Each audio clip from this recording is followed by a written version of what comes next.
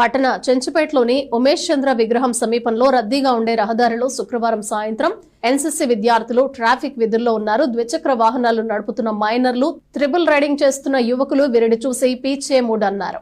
అయినా పట్టు వదలకుండా అలాంటి వారిని ట్రాఫిక్ విధుల్లో ఉన్న ఎన్సీసీ విద్యార్థులు అడ్డుకున్నారు. విద్యావంతులు, ఉద్యోగుల్లో కొందరు కనీసం డ్రైవింగ్ లైసెన్స్ లేకపోవటాన్ని వీరు గమనించారు.